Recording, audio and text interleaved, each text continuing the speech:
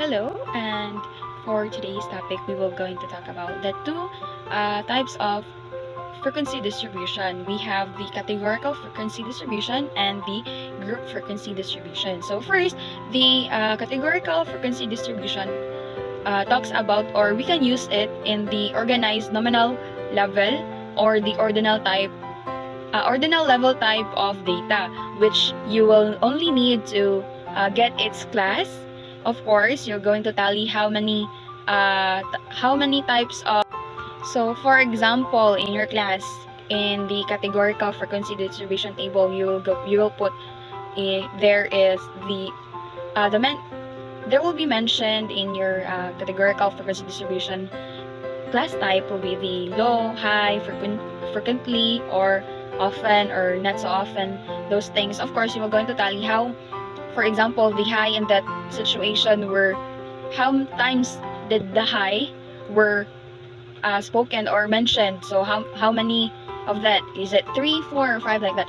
And you're going to put its frequency and lastly the percentage. And now we're going to talk about the group frequency distribution table. So the group frequency distribution table, from its name group, it's composed of more than 30 random people in that. So the group frequency distribution, from its name group, talks about the data that has a 30 more samples of random people or random number of things, for example, height in inches of a 30 random players. So in grouped frequency distribution, you will going to get its class limit, class boundary. Of course, you will going to tally. You will also need to get its frequency, its relative frequency, its less than cumulative frequency, the greater than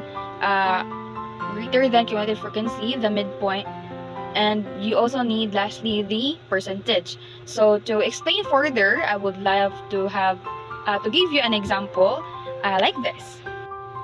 And now here is your the example. It is the random height in inches sample of a 30 valuable players. So we have 72, 73, 73, 74, 75, 76, 76, 76, 77, 77, 78, 78, 78, 79, 79, 79, 79, 80, 80, 80, 81, 81, 82, 82, 83, 83, 83, 84, 84, and lastly 86.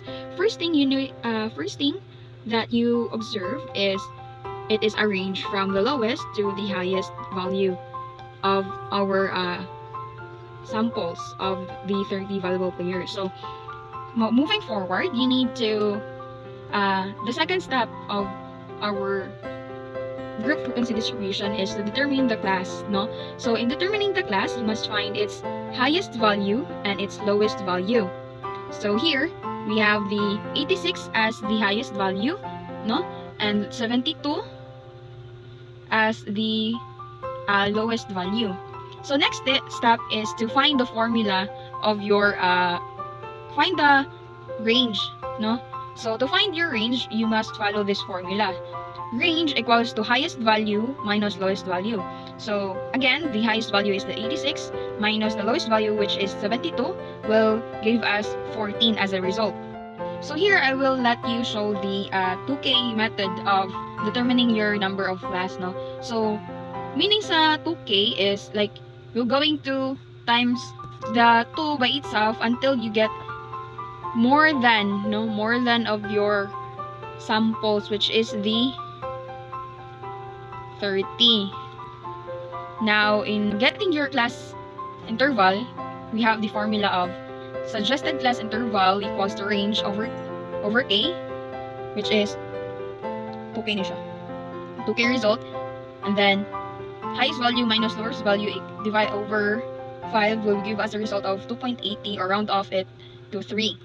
And now that we know that the class interval is 3, we will go into count from 72, which is the lowest, to up to 3. So 72, 73, 74, which will like this. So from 72, 73, 74, and here to 75, 76, 77, 78, 79, 80, 81, 82, 83, 84, 85, 86, which is the end of our class limits. So moving on to the class boundaries, which is in the class limits, in when it goes to the class boundaries, your left area will be minused as 5, and the right area will be plus as 5. So your 72 in your class limits, when it comes to class boundaries, it will become 71.5, and then the 74 added by 5, so 75.5.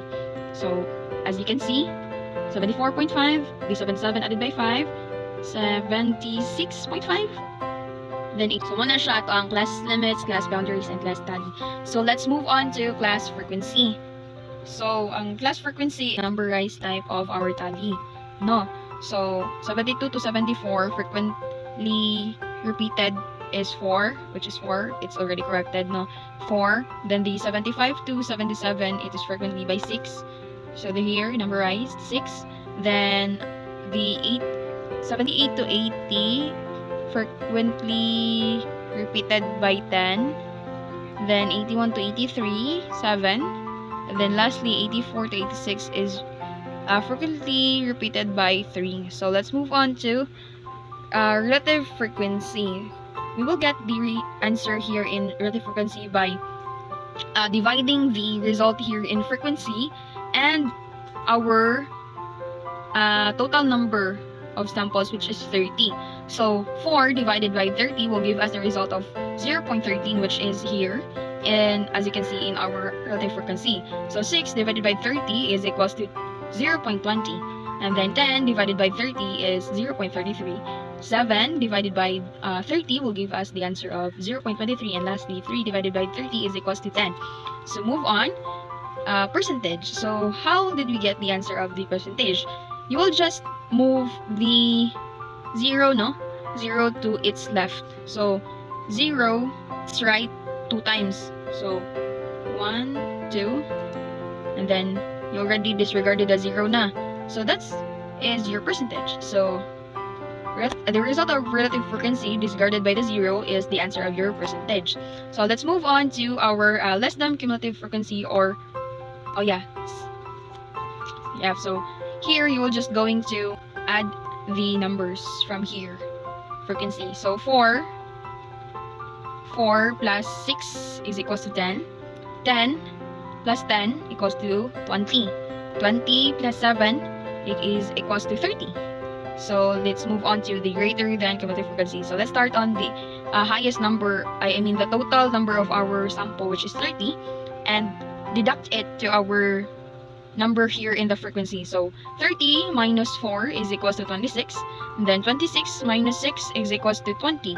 20 minus 10 is equals to 20, and lastly 10 minus 7 is equals to 3. And lastly, we will be moving on to our midpoint. So how did we get our midpoint? From its word mid, meaning it is the between our number here in class limits, which is in the number 1, which is 70 to 73. So obviously the midpoint here will be 73. So to write it all down, or to connect all of our mentioned a while ago, this will be its picture. So here is our class limits, class boundaries, which will give us a hint of left will be deducted 5 and the right side will be added 5. And here is our frequency, which is the numberized tally, or how does the number in this area frequently repeated. And here is our relative frequency, our percentage, our greater than cumulative frequency, the less than cumulative frequency, and lastly our midpoint. So in your relative frequency, all of the answers there at the end should be equal to 99 or 1. Also in your frequency, to check it all out, if you add all of this here, it should came to the result of your total number of population, which is 30. So that would be all in our discussion. Further, a frequency distribution table. The end.